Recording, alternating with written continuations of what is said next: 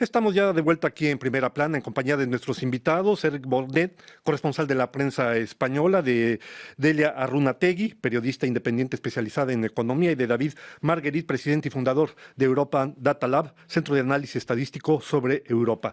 Bien, yo les invito a que descubramos la imagen de nuestro personaje de la semana, ni más ni menos que el nuevo primer ministro de la Gran Bretaña, Boris Johnson, Bollo, como lo nombran sus simpatizantes, catapultado al cargo del primer ministro de la Gran Bretaña esta semana tras el voto en su favor del Partido Conservador, precisamente en el Reino Unido.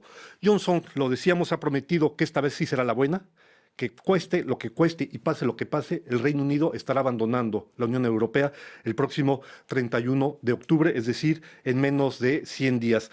David, se conoce lo que piensan los analistas de Boris Johnson, se conoce lo que ha dicho ya él.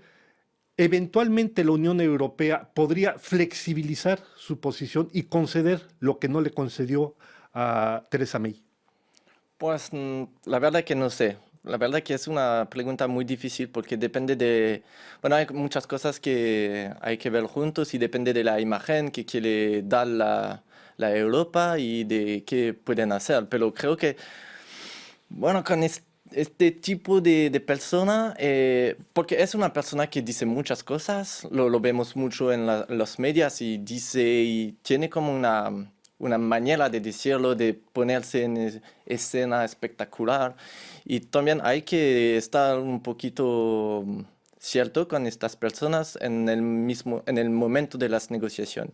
Entonces no sé si vamos a negociar de nuevo, no, bueno, creo que no, pero Dejas abierta la puerta de una posible negociación. sí, posible. Delia, una cosa que me llama la atención y que quisiera preguntarle, un no deal, ¿qué tanto puede afectar a la Gran Bretaña? Esa es la gran pregunta. ¿Qué tanto puede afectar? Yo creo que bastante. El tema es que Boris Johnson no lo va a decir, no lo va a aceptar, porque siempre es una persona que ha puesto el estar dentro de la Unión Europea como la madre de todos los problemas. Y afrontar que también tiene un costo importante el hecho de salir sería aceptar que él no ha dicho toda la verdad.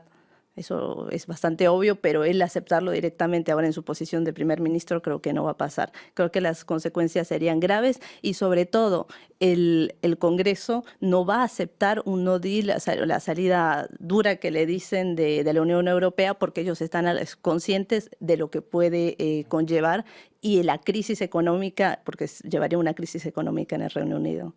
Enrique, tan pronto ha llegado, ha tomado su cargo como primer ministro, ha hecho más que un mero gesto, una gesticulación, es un signo, es un mensaje político de hasta dónde podría llegar.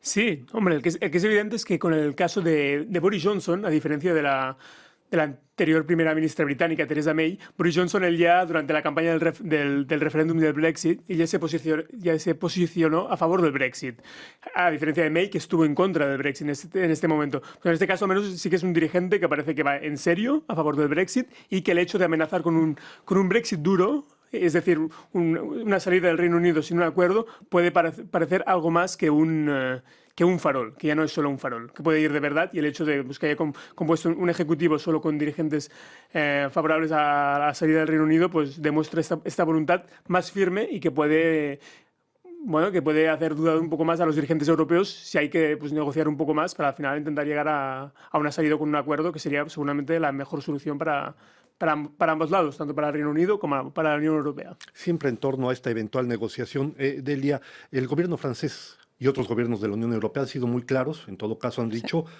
queremos que el 31 de octubre quede esto cerrado. Exacto. El problema es que siguen siendo una minoría al interior de los 28 estados de la Unión Europea.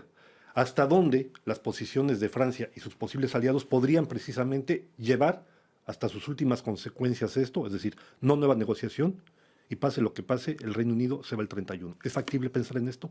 Yo creo que sí. Sobre todo ahora teniendo en cuenta la presidencia, que es Alemania y Francia tienen un poder protagónico, yo creo que sí, definitivamente. Si Boris Johnson no cambia de opinión o al menos de táctica o de presentación, yo creo que el 31 va a haber definitivamente la salida del Reino Unido, del Brexit, de la Unión Europea, de una u otra forma, excepto que lo presente él de una forma como si estuviese ganando en algún momento y que haya una cierta negociación, un margen de negociación que ceda de su parte sin aceptarlo. Pero si no, la verdad es que no creo que haya una renegociación por la parte de la Unión Europea. Sería dar un mensaje ambiguo de debilidad, sobre todo, no solamente al Reino Unido, sino a todos los miembros de la Unión Europea. David, entre las primeras declaraciones del primer ministro, un poco a imagen y semejanza del presidente de Estados Unidos, Donald Trump, Boris Johnson ha dicho precisamente que el acuerdo negociado con la Unión Europea, lo evocamos hace un instante, es inadmisible, inaceptable. ¿Puede arrancar algo?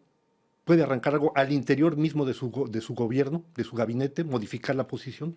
Del gobierno británico, quiero decir, de convencer a sus fuerzas políticas de que hay que ir así hacia la salida del Reino Unido de de la Unión Europea. Pues, sí, bueno, no sé. No es seguro. No es seguro, no sé. Pero él no tiene mayoría, la mayoría de los diputados no están a favor ya hicieron una moción que no iban a apoyar el Brexit duro que propone de Boris Johnson. Entonces él ya sabe que él no tiene todo el apoyo, que si lo hace puede tener una moción de censura y después eso llevaría a unas elecciones anticipadas que posiblemente quizás él no ganaría. Entonces yo creo que él también está un poco con la dificultad de no poderse no tiene carta blanca. Es decir, tiene que jugar, entre comillas, con la Unión Europea, con los políticos que lo respaldan y al mismo tiempo tener una cierta legitimidad de mantener el discurso que lo ha puesto en este puesto. Y es que al mismo tiempo 100 días es muy poco tiempo para tomar una decisión tan arriesgada. Totalmente. Tomando en cuenta una cosa que me sorprende a mí o que me llama la atención, que es uno de los puntos donde se ha podido poner de acuerdo más o menos la Unión Europea es la cuestión de la defensa, finalmente.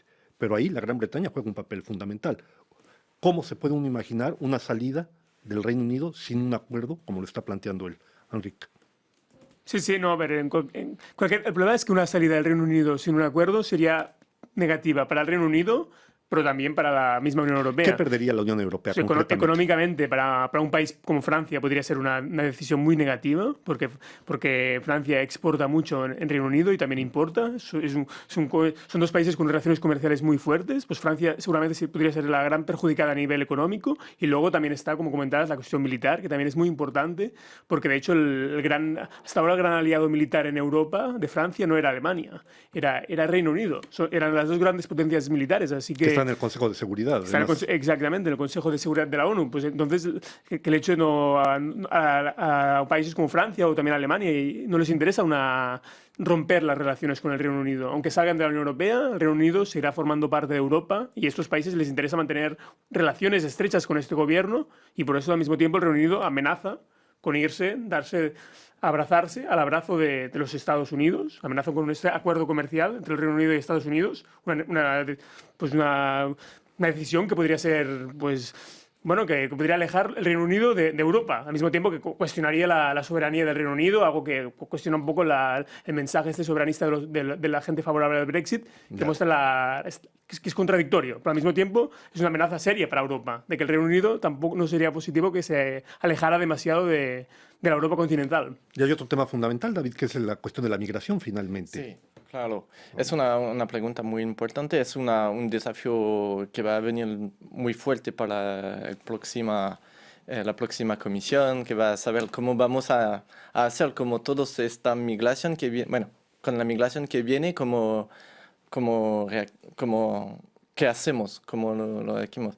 Y también porque por Francia, en el Reino Unido, lo siento, ahí está tema muy importante de que conocemos aquí en Francia, que es Calais. ¿Cómo vamos a hacer con la frontera entre Francia y el Reino Unido?